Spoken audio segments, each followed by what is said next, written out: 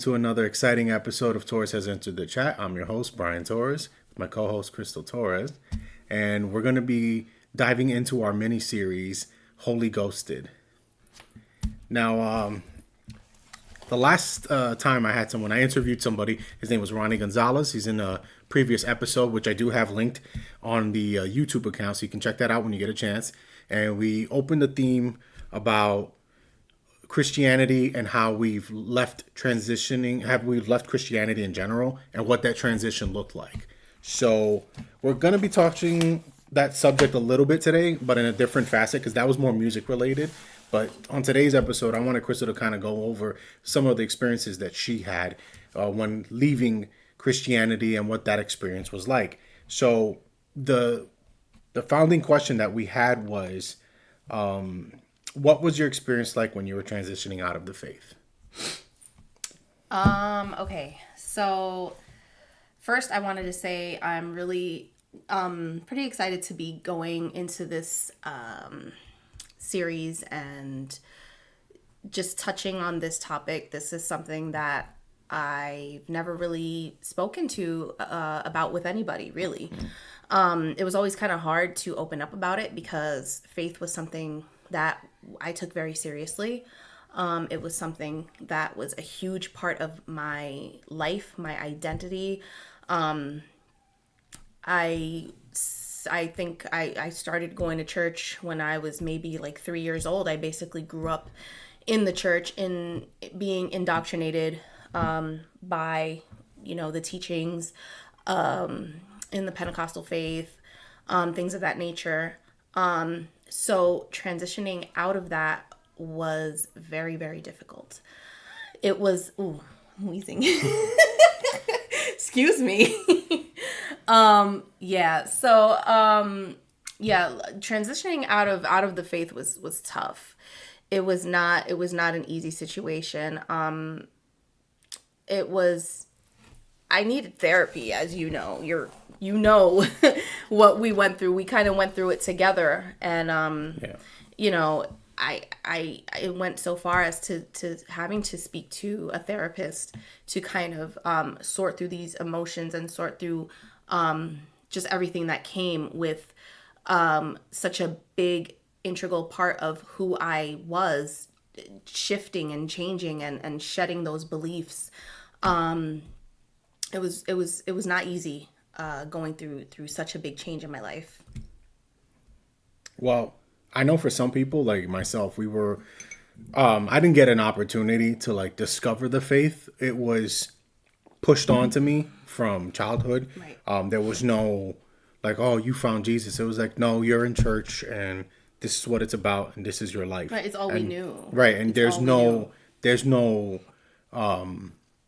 there was no sense of acquiring a faith. It was more of a this is like like you're Hispanic, you're a Christian, and there was no you can't be anything else. And this was the world we knew.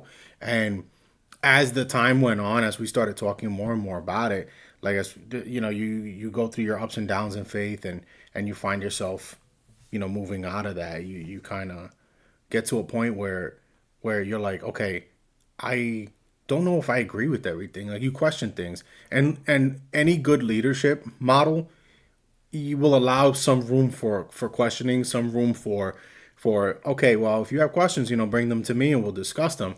And oftentimes, like more often than not, it was like don't question it because God, and it's like Right. We were taught what? that God was an absolute power and there was no questioning the perfect will of God. And, so to find yourself entering into that mindset and realizing like, man, like, for example, like, oh, if God is so great, why doesn't he stop terrible things from happening, to children, to people, to whatever.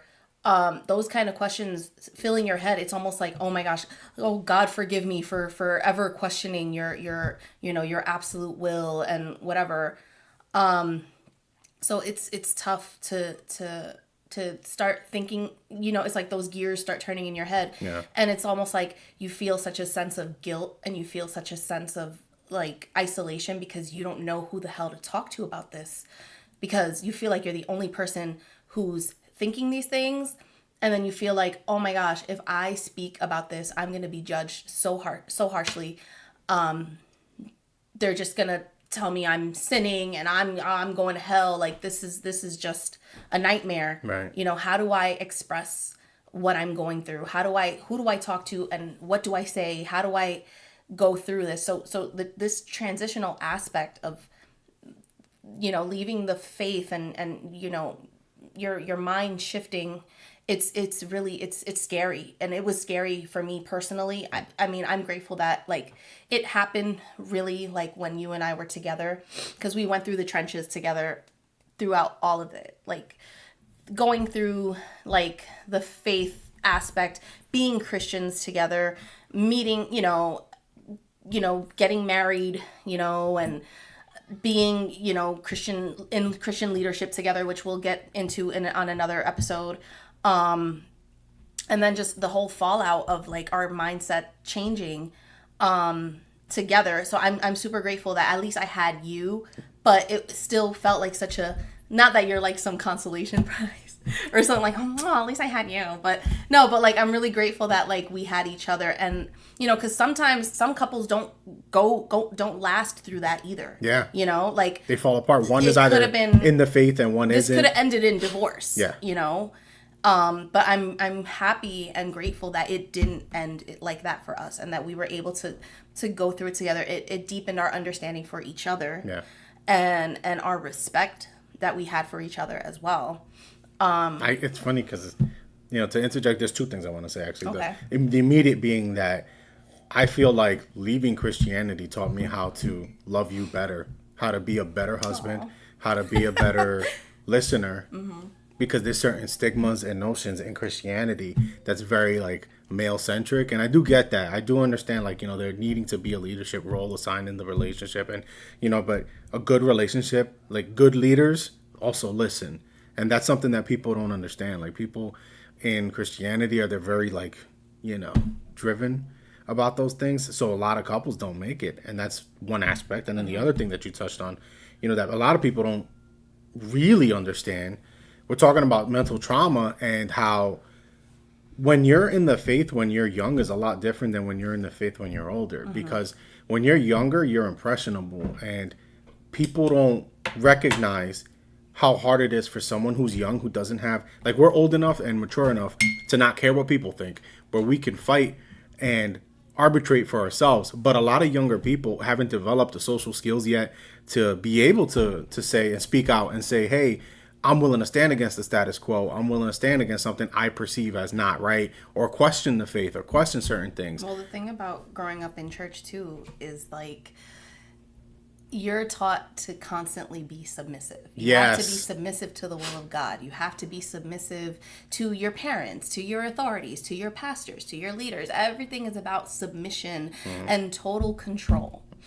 And if you dare question God, if you dare question your pastors, your leadership, if you don't bring honor to your parents, you're going to hell. You're going to hell. You're on and it sucks so bad, because that stunts us emotionally and mentally in such a way, like they don't realize, like, and that's such a pathway to like so many other negative things. Yeah, different social like, conditions. There's just this, and like this is a whole what is it, Pandora's box, I guess you could say, like, because it's like you're not taught how to establish boundaries for yourself. You're not taught it's okay to defend yourself. It's okay to to speak out against injustice and against wrongdoing.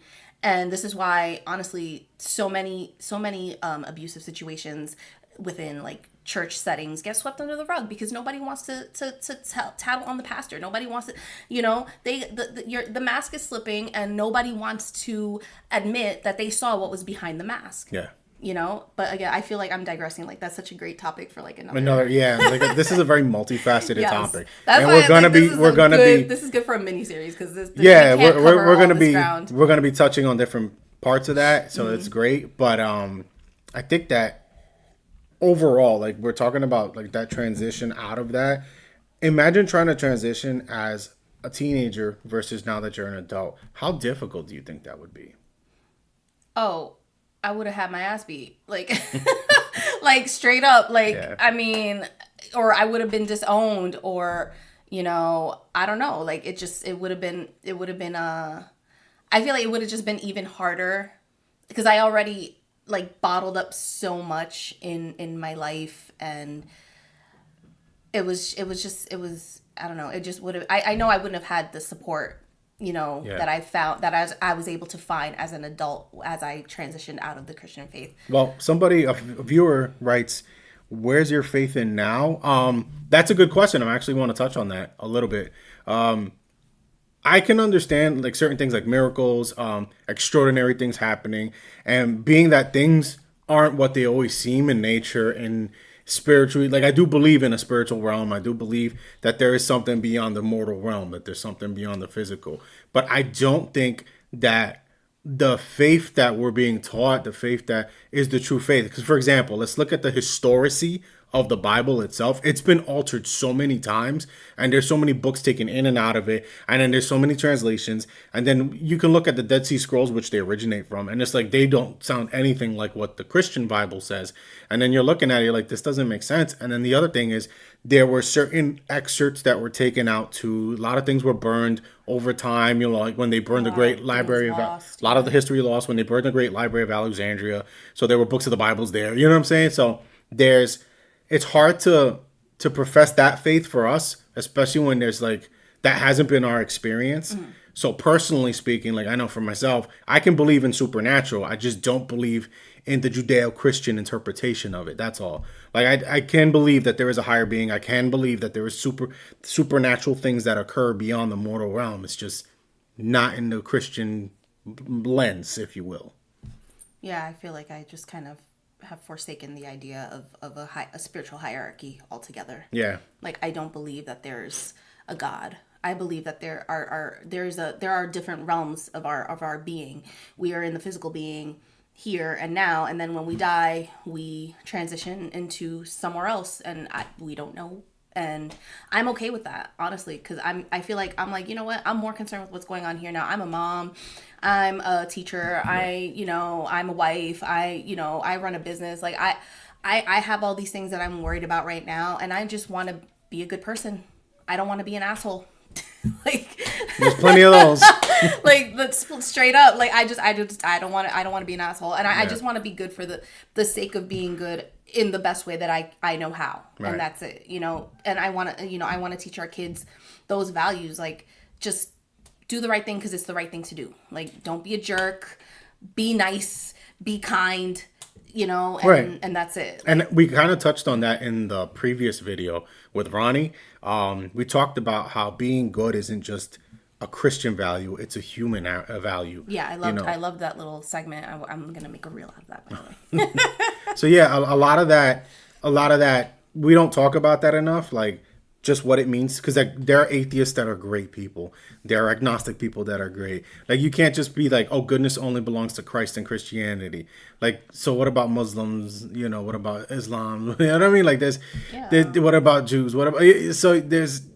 You can't just say good. The interpretation of good belongs to one people, because then what you're saying is that there's no good people outside of that realm. And that's so not the case, especially when I found quite the opposite. Like there's a lot of bad people, a lot of just messed up people with generational trauma and all kinds of unresolved issues in the faith that want to hide behind the faith and use that as a means to control the next person, because they're too afraid of going to a therapist and be like, yo, I had something happen to me when I was young, or I had this happen to me, or this is happening to me right now. And that's why, like, I really touched upon the teen thing, because they're a very impressionable group.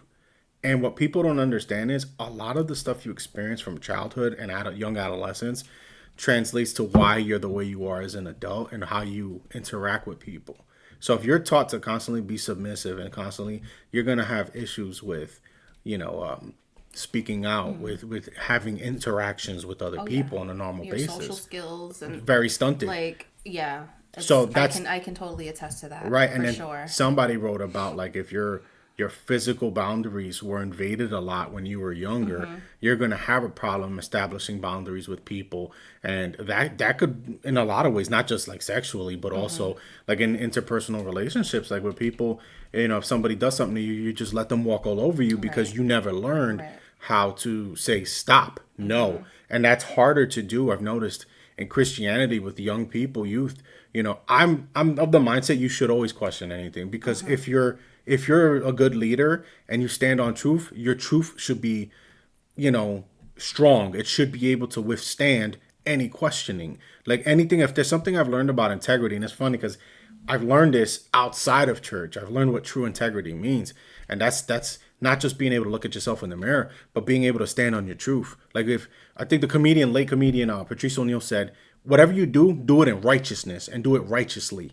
So if you're gonna say something and then be about it, like actually live that experience, be about it, and be honest and be like, no, I mess up. This is this, and stand on that truth.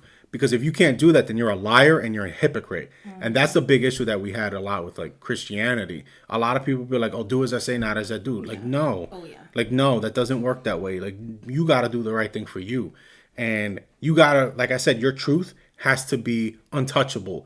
Like, and that's why you need to be able to question stuff. You need to be able to say, hey, this doesn't make sense to me. Can you interpret it to me? Can you, break it down for me? And if you can't do that, if there's something I learned, and this was in music, I learned this in music a long time ago, and I think you'd appreciate this. If you cannot teach it to a 6-year-old, you haven't mastered it. And it's true. You have to be able to teach. If you're a master of what you're saying and what you stand by that truth, you got to be able to teach it to somebody as little as a 6-year-old. Because if they don't understand, no one's going to understand you.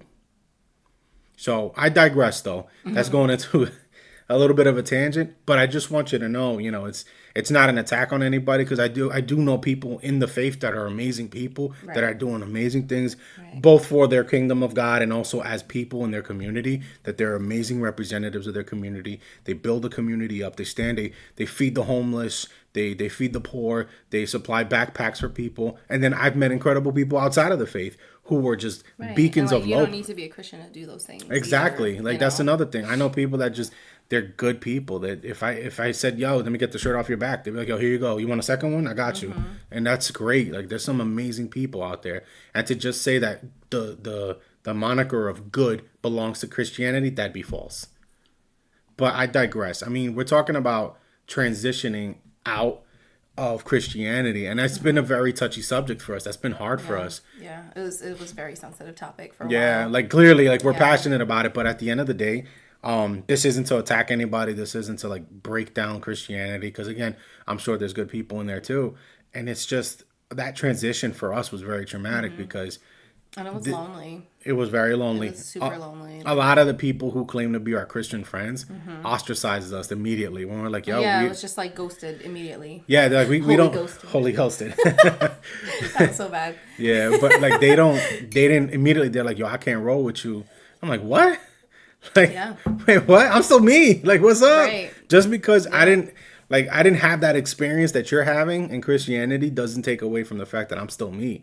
And if you claim the faith that you're Christian and all souls need salvation, then wouldn't mine need more love and salvation and more understanding at that moment than not? True. Just saying. So transitioning out was hard for us. It wasn't easy. Like, I don't think it ever is for anybody. Because someone else commented in the Instagram on the stories talking about just simply like their transition from like one sector of Christianity into Catholicism into Catholicism Protestantism. into Protestantism, and both both camps have pretty differing ways of like styles of worship and Interpretations of their interpretations of the Bibles, yeah. Bible and Yeah. whatever. So even just within their own like Theologies. groups and theologies, yes, there's conflict, and people will turn their back on you, and it's for me, I'm just like, well, you know what, if that's how you're gonna be, then y'all just part of a cult, and if that's how you're gonna behave, that's very culty behavior, and I just don't really want to be a part of it. So yeah. And I could understand that Yeah. because even within Christianity, there are cults. I'm gonna just be real with you. Yeah. We've experienced them. We've seen them. Like there are churches that are like, well, if you don't tithe, you're going to hell, or if you don't like follow exactly verbatim what the pastor tells you to do, you're having an issue with God and you're wrong. And it's crazy. Like we know a few. You know what I'm saying? So Should I name drop? there's somebody like, yes, Should I name girlfriend. drop? Oh, don't get me started. Ooh, Yeah, but trauma. I mean, Religious trauma. religious trauma. Yeah, Emotional death. yeah, for real. Oh my God. But suffice to say, like it hasn't been an easy road, but at least we had each other to lean on, and I'm glad you brought that up because it was hard. It was hard walking away from everyone we knew. Right. It was our community. It was our home. It really was. Yeah. The amount of time that we spent in churches outside of our jobs. Yeah. It was just like, wow, like we were committed to We were the about cause. that life. We really were. We were committed to the cause. You know, like we were pastors. Like Yeah. we did all that stuff, and it's just so crazy how quickly you can be shunned once your mind starts to change. Yeah. Because again, you got to be able to question stuff. I mean, it would be something if like, God himself revealed and he was in front of us in like a white horse and all that with the staff and he's like, thou shalt worship me. Be like, maybe. Like, yeah. What's going on, dude? Like it's a lot. It's a lot, man. No. Religion is crazy. And I think that it brings out when you could be religious and it be something that stabilize you. It could be a stabilizing force in your Right. And it's not walk. to say that like we didn't have moments where, because okay, so there I would say, I hate to sound like I'm reminiscing about like the good times with my abuser. No, I got you, man. Like, but like there It were don't rain times- every day. Right. Yeah. I mean, there were times where like, okay, fine, like just my faith was able to carry me through certain situations and whatever. I think more the issue was like the church itself and like the people. It's like it's two separate sort of things, but like they're also kind of together. Yeah. Well, because one is a representation of the other. Right. And so like, so it's hard to really, I don't know. I'm trying not to put the two together in like. Well, yeah, as far as the experience, yeah. Yeah. Well, yeah, because there are things like you could be part of a great church that does a lot of community stuff and is a staple in the community. And that's great, that's awesome. But our experience, not just with that aspect, but also with the social aspect of it, like both of it, we just don't believe in the church aspect. And then on top of that, it was like the cherry like on top was that the belief relationships, system, like the relationships outside of that too were affected by that. Because again, we didn't believe in this, and then it's like right because they ostracized us for not believing, and it's like this is not the world you live in. You live in a world where you have to interact with people who don't believe in the same things that you do. You're gonna meet people. You're gonna work with people who are different from you. Right, and I understand if someone's hostile towards you, you want to keep a healthy distance. But if they're not hostile, why are you ostracizing them? You know what I mean? Like it was almost like they went out of their way to persecute us, and that's the crazy part. Like that's, come on. If someone's leaving your faith for whatever their reason is, and you truly stand on the fact that God's going to redeem them and all that, then love on them. Then be like Christ and love them regardless. And I think that a lot of people haven't learned that lesson yet. So, and that's not to throw any Bible verses at anyone's face or nothing like that. It's just people go through these stages in their Christianity and they just like either let it become their entire identity. And if that's the case, then actually that's a very tough walk. If you're going to be like Christ, then you cannot be judgmental. You cannot, because at no point if you're following the Jesus like that's example, in the Bible, yeah. Then not once did he criticize anyone. Not once. It was never negative. It was always like, even when they were like, oh, here's Mary Magdalene caught in the act. And he was just like, yo, if you perfect, right, and you then he shouted out the people who were being performative. He shouted out the people who were doing it wrong. Yeah. And corrected them. You would actually say, would you say that Jesus was almost anti-religion? countercultural. Like the interpretation that Oh, that's been brought to us. sure. Like you could say that he was Absolutely. anti-religion almost. Yeah. Like he was anti-organized religion because it's like all these traditions and habits and tradition, like just all of it. It doesn't matter if you're a scum. Yeah. Like I'm sorry, you could pray 1,000 times. You can give $1 million a day to church, and you could feed the homeless. But if you're still a piece of crap, you're still a piece of crap. Exactly. It's So all performative. yeah, very. It's all just fake. And I think that's where we started to transition. And then what would you say was hard for you? Like, was it hard transitioning from like, because we grew up in a very Spanish dominated environment. So was it harder to leave that aspect, like the cultural aspect, or was it hard to leave just Christianity and because our community was still very Hispanic, I don't but think it some of had it was anything to Christian. do. I don't think it had anything to do with the culture itself. Okay. Like, I like. What do you mean? Like, just like how I identify, like as a Hispanic, as Yeah, Puerto well, let's Rican, let's discuss as let's talk you about know, that. because Like, I that has nothing to do. I understand that like faith is a large part of Hispanic culture, but it's not everything either. right. We have such a beautifully large, wide, complicated, complex culture that like we can still be who we are as Puerto Ricans, as Hispanics, as New Yorkers, like without needing the faith aspect. Right, I can agree with that. Yeah. And I feel though, like also, I mean, no matter what though, because we grew up with it and it wasn't like this big salvation event. Yeah. Our upbringing is very similar in the sense that we grew up in the church from very little. So we, I feel like that's still somehow ingrained in our minds and in our hearts and it's just in the way we conduct ourselves and the way we do the things. It's influenced us deeply. And I feel to this day that like there's times where I'm just like still reminding myself that I don't have to worry about where my soul is gonna go or things like that. Like I can live free without feeling like I'm being judged by invisible forces and also churchgoers.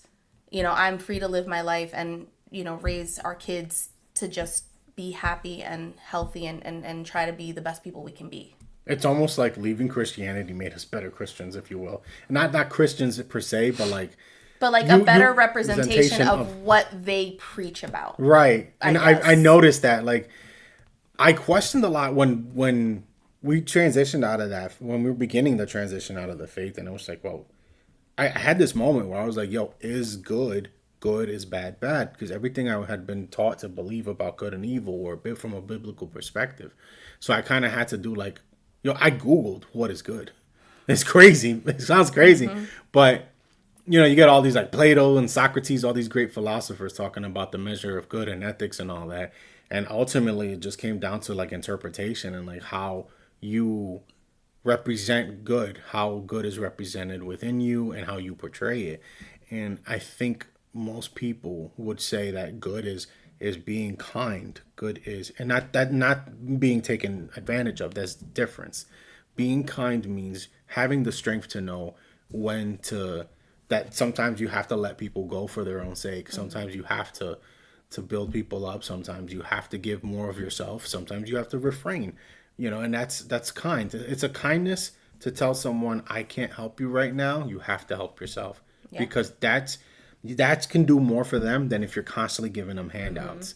Like sometimes it's kindness. It's like the difference between kindness and being nice. Right. It's a merciful. I would equate kindness and mercy together because mercy is a beautiful thing. Like and it's funny, these are all like Christian values too, but in leaving Christianity, it's crazy how we've discovered how to be just better human beings. And in doing so, it's a lot of those ideals and values also are Christian. So it's like we're better Christians now, which is crazy. It's just a crazy paradox. I mean, I would just say like putting it into practice. Yeah. I wouldn't say better or worse. I would just say we're practicing we're values. Practicing better values. Absolutely. Because I guess our focus, I don't know, it's just different. Maybe parenting has made us see it in a different light or Yeah. something. I don't know, because we have to be an example for the next generation. So And I mean, look, that transition was crazy for us because we didn't it wasn't like we just up and decided we didn't believe it. It's just oh yeah, it was a slow burn over yeah. time. It really Yeah. was. And then it didn't help when you're also seeing corruption in like churches and stuff like that, and church culture. That's another thing. Like I had an issue with that because I felt like church culture itself was adaptive instead of being proactive. And so a lot of things were like, oh, okay, we have to stick to these rules and this is what church is. And it's like, should it be? You know what I mean? Right. Especially from now getting back to the culture thing. Like, if it's a Spanish church you come from, and then now you start taking a more Baptist approach, and you have that kind of music, it's like a very big transition because, like, salsa to Southern Baptist music, very big difference. So when you have groups of people like intermingling, you have to know how to, representation and all of that as far as sounds, as far as what they're comfortable with as a people.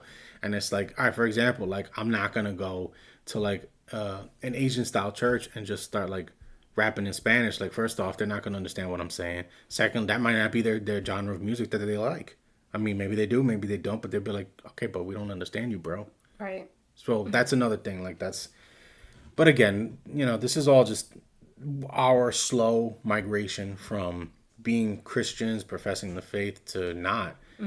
And would you say, like, were there any people in your life that helped you transition out of that? Any people that kind of guided you along that, or not really? Right? No. Like it's just like nobody, Not nobody really. was there for I us. mean, again, we this was a team effort, and again, like I'm grateful that it didn't break us. Yeah, If anything, it brought us closer together. yeah, I feel like it changed the dynamic of our marriage because it went from wife submit to your husband to you guys are a team.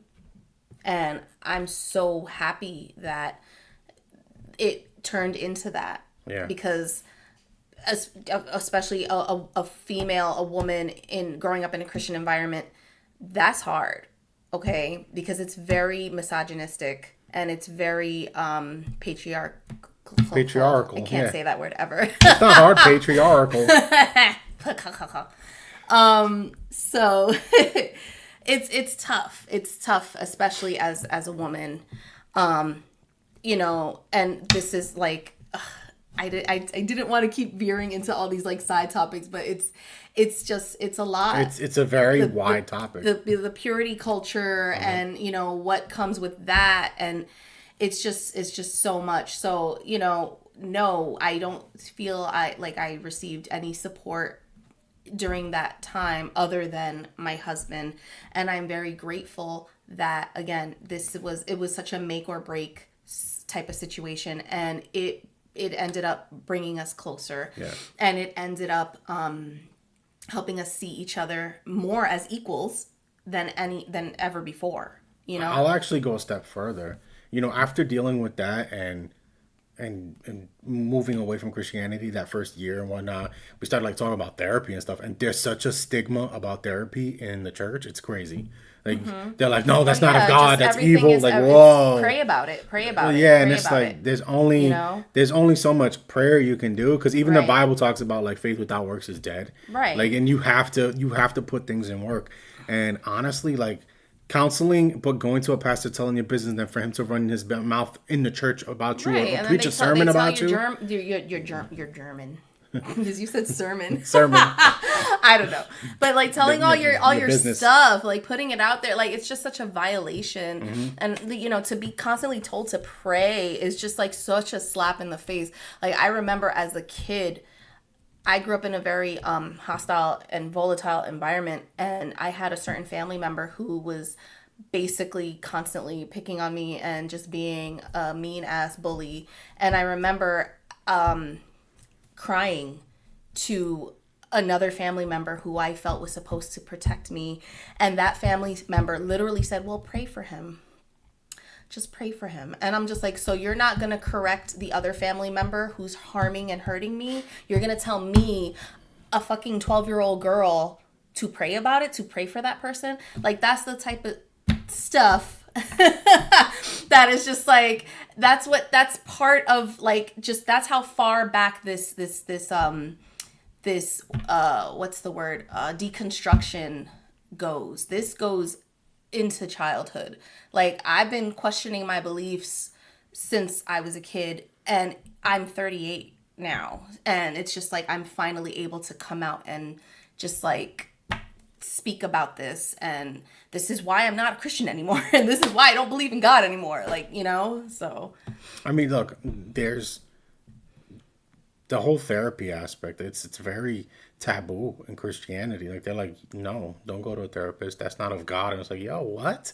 So me talking about this and trying to make heads or tails, like what if therapy is the difference between somebody realizing they're in an abusive situation at home and then leaving it versus them staying and getting hurt? You know what I mean? Like that's exactly. Can we talk about that in the church? Can we talk about how, you have fathers and mothers and in all kinds of situations at home, abusive parents, abusive uncles and aunts and stuff. And you know what's a crazy statistic? And I didn't learn this until like I really got into, like I had an idea, but when I got into law enforcement, I found out just the statistic of all right, most sexual assaults that involve children and minors happen by someone they know. And it's like you hear that statistic, you're like, oh yeah, sure, yeah.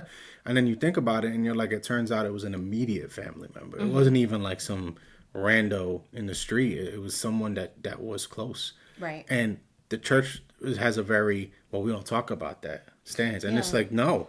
And we need to address it's also that. very prevalent in Hispanic culture. Yeah, it's very prevalent in Hispanic culture, and I'm glad that this. Unfortunately, like they tend to protect the abuser over the abused. Right, and I stand against that. Like I'm sorry that one of the number one things I've always hated in my, even before my time in law enforcement, was when you hurt a kid. Like that's you're scum. And the fact of the matter is, you start hearing about all these like pastors and leaders and deacons and all this that are just molesting children, and it's like.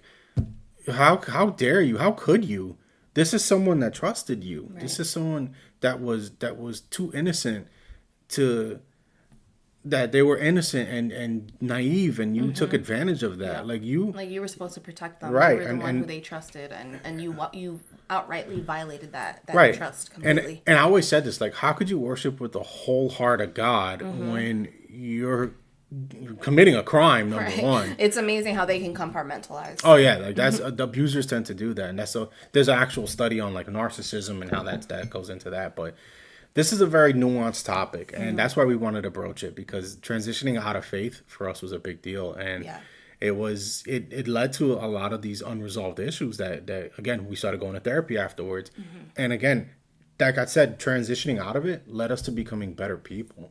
I feel like I learned to love my wife better, like be a better human being towards her. Like I wasn't a good husband. I wasn't, and I didn't realize that until after the fact. Like it just, not that I didn't realize, just I was scared to confront that. And I was scared to confront the fact that I had things I needed to work on, because I admit I'm not a perfect person. I wake up every day and I work harder at being a better father, better husband, and I think I can do that a lot better now than in Christianity, under the guise of Christianity, because now I listen. Now I see. Most of the time. Most of the time. Yeah. You're gonna, stare at me in Spanish? I'm judging you. You judging me in Spanish? Yes, always. I'm always judging. Yeah. What do you mean? Claro. English and Spanish. Someone else writes servants, say it not so. Hey, Rob. Yeah, no, it's true. Like Christianity, like it had a very oppressive system, and it was very like master servant kind of thing, regards to like pastors and everyone else. It was like, okay, well, this is our will and our interpretation of God. I'm like, all right, that's cool, bro, but stop running a church like it's a business. And right. Oh, yeah, as a whole. Yeah, I'm telling you, this is every top. It's just a can of worms. It definitely encompasses it's a just lot. So much. But it led to us finally going to therapy, not just with our marriage, but just as individuals. We had our own therapist, and it led us to starting to resolve some of those issues, and finally like stamping the seal of closure on a lot of the stuff. And now we're healthier, like here and here. Like I know I'm good with who I am as a person now, because I'm like I said, I learned integrity after Christianity. That's crazy. Yeah. Because Christianity is all about that, right? But, you don't really see people adhere to that. And then I learned about integrity in, believe it or not, in the law enforcement, where I had to stand on principle. I had to stand behind, like, if I was going to make an arrest, I need to make sure I did the right thing. It was because someone was doing the wrong thing. And I was there not just to affect the arrest, but also to help them if they needed guidance and be like, yo, you have to move on from this. And I couldn't do that if I myself was living a lie. Right. And so I had to question myself, like, damn, Right. like, yeah, I used to do a lot of messed up things, man. And now I'm in a great place where I'm like, I'm not perfect, but I wake up and I'm every day I try to hold myself to a certain standard, and I live by that. I'm always gonna preach, have integrity, you know. So I guess we touched on transitioning out of Christianity, and we And just like shifting of mindset and, Yeah. and faith and, what that experience was like. Yeah. And I'm sure like a lot of people out there have had their experiences. Some people like found themselves in stability in religion. You know what? I respect that because I get Right. it. Some I people mean, are loose yeah. cannons, and if that's what it takes for you to not end up in jail or Right. If that's what keeps you grounded, fine. Like Yeah. I'm not saying we're not against it per se. right. It's just like it's just not something that worked for us. Yeah. And It was me abusive for us. personally, it was instead of a tool and like a means for me to find peace. I found I was oppressed, and I found abuse and manipulation in it, and that's why I felt that I had to leave it. I had to leave it behind, and it was so hard to do, but I'm proud of us that we did it. You know, I'm proud of myself that I found the strength to walk away from a system that was oppressing me greatly. Would you say, like, from a woman's perspective, because I want you to speak about that a little bit, like, you leaving Christianity, did you feel like you could stand as your own woman now? Like, you didn't, because I know Christianity has certain mindsets when it comes to women in faith and just women's role in that. So, how did you feel Oh, I after you mean, left for that? sure. Like I said earlier, it's the things that they teach you, which we will get into in another episode. I'm really excited to talk about like purity culture. It's so oppressive, and it really fucks you up in the head. It really does. Like it's scary. And I'm sorry, say that. Okay, what was your question again? Like, how did it? Like, as a woman, like, do you feel like more empowered now that you're not Oh, there? for sure. Because I feel like I'm learning to lean into like my own strengths and my own talents, that I possess, that naturally comes from me, and I can hone those skills, and I can learn more about myself and who I am as a person and what I like and what I don't like. And I feel like learning those things about myself, not just as a woman, but just as a person in general, it's helped me to come out of my shell more. It's helped me to not be so much of an introvert, and to really be able to express myself more and reach out and speak my mind. So yeah. All right. Well, I think I'm going to put a pause there and just, end the segment. But, it's great talking about this. And anyone, if you have any experiences like this, drop a line in. Even if you don't want to come on the show or anything like that, if you just want to talk about it, drop slide into them DMs. Yeah, You know for what I mean? sure. And Like we'll talk share about your it. Share your experience. experience. Shoot us a message.